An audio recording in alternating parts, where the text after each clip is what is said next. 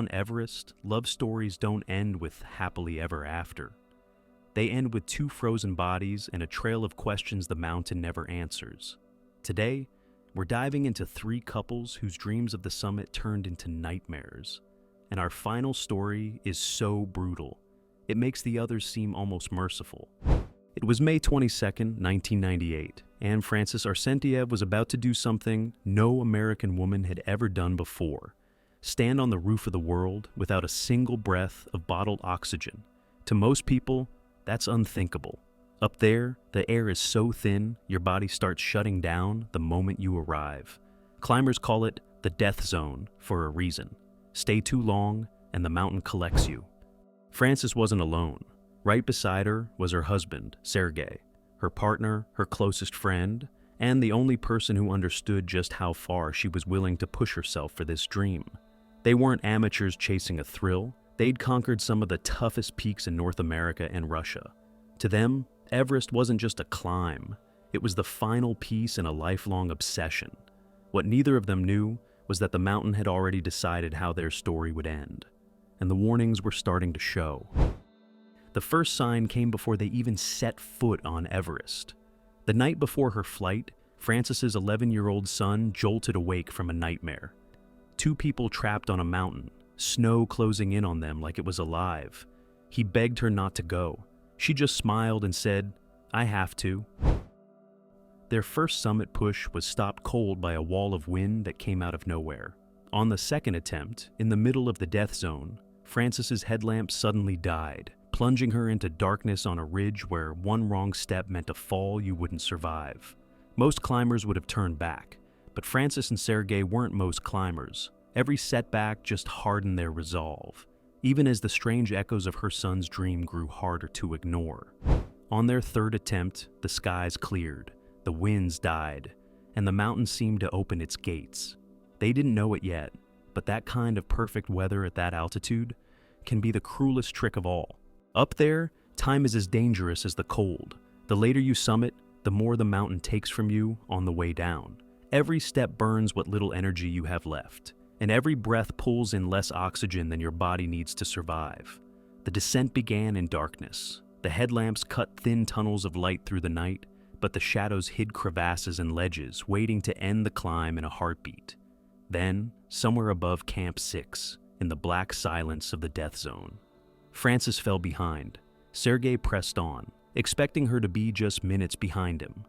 By the time he reached camp and realized she wasn't there, hours had passed, and every one of them had been in the coldest, most hostile place on Earth. He could have stayed put. He could have saved himself. Instead, he made the decision that would end both their lives. At dawn, Sergey strapped on an oxygen tank, grabbed what medicine he could carry, and stepped back into the thin air that kills most people in hours. He wasn't climbing for glory now. He was climbing to drag his wife out of the death zone before the mountain claimed her. But Sergey wasn't the first to find her. A team of Uzbek climbers had already come across Frances earlier that morning. She was barely conscious, her skin white with frostbite, her words slurring from oxygen-starved delirium.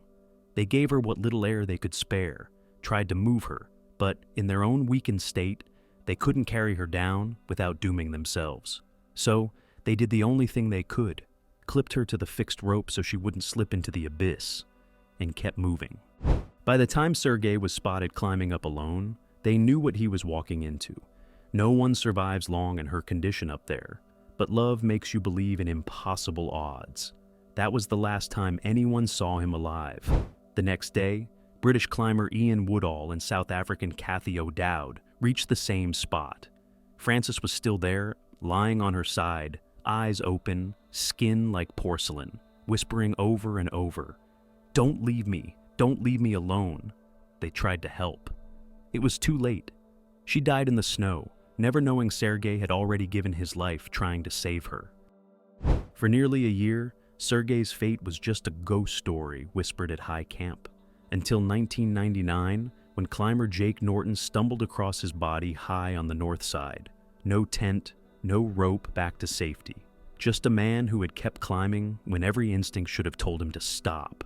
Frances's body stayed where she'd fallen, clipped to the rope, her dark hair moving in the wind, her eyes still open to the sky. Climbers started calling her Sleeping Beauty. She became a waypoint. Turn left at Sleeping Beauty. Thousands stepped over the spot where she lay, chasing the same summit that had killed her. For 9 years, she remained there, part of the mountain now, until 2007, when Ian Woodall, unable to forget the sound of her voice, returned to move her. Wrapped in an American flag, she was hidden from view, given at least some dignity in a place that rarely allows it. But Everest doesn't care about dignity. It doesn't care about love, or history, or records. Sergey could have saved himself. Francis could have turned back. But up there, reason fades, and obsession makes choices for you. Our second story is about Hannelore and Gerhard. She could see the camp. The bright shapes of the tents were right there, no more than 330 feet away, less than the length of a football field. Inside, warmth, oxygen, other climbers, survival. But instead of walking into safety, Hannelore Schmatz sat down in the snow, leaned back against her pack, and closed her eyes. A Sherpa beside her tried to get her moving again. Minutes later, the wind buried her in white, and the mountain kept her. Hannelore and her husband, Gerhard, weren't tourists. They were precision climbers, the kind of people who logged every ascent, studied every route, and treated risk like math. Years of the Alps, expeditions in the Himalaya. A partnership that worked because each knew where the other would place a boot without looking. By October 1979, they were leading one of the strongest teams of the season. The plan was clean. Move methodically, conserve oxygen, tag the top, descend before dark. On paper, it should have worked. And, at first, it did.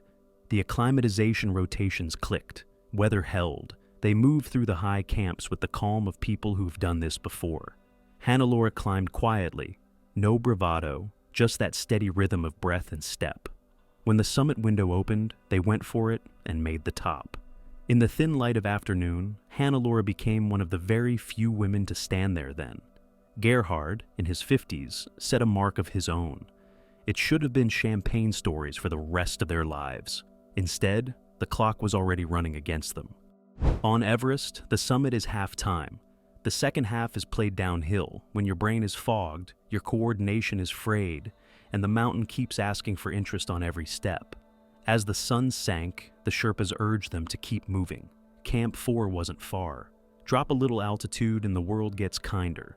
But exhaustion at 28,000 feet isn't just tired. It is decision-making stripped to single words. Sit, stop, sleep. Hannelore, Gerhard, and their teammate Ray Janae faced a choice in that cold blue dusk. They chose to bivouac. It felt like a calculated pause. Zip the bags, huddle in, wait for dawn. The problem is that above 8,000 meters, your body is in debt the moment you stop paying. There is no recovery, only a slower decline. Sometime in the night, Ray began to slip away inside his bag. The sound of it, the shallow, ragged breaths easing into a stillness, settled over the bivvy like another layer of frost. Hannelore knew exactly what that meant. When you've climbed long enough, you recognize the quiet. At first light, one Sherpa dropped down to get help. Hannelore stood, tried to walk, and something inside her simply didn't turn back on. She and Sherpa Sungdair shuffled toward the ridgeline, toward the tents that glowed like a promise just below. 330 feet. Then the distance stopped being numbers and became a wall. She sat down, asked for water, rested her head against her pack like it was a pillow from home. That close to safety, the death zone did what it always does. It converted minutes into permanence. Sungdair wouldn't leave her. He stayed until the frostbite took all his fingers and toes, until he could either go down or join her. He made it to camp a broken man, and somehow lived. Hannelore didn't. She remained where she fell, hair lifting in the wind, eyes open, and the ridge turned her into a warning people could point to with a gloved hand. Climbers passed within arm's reach and couldn't do anything.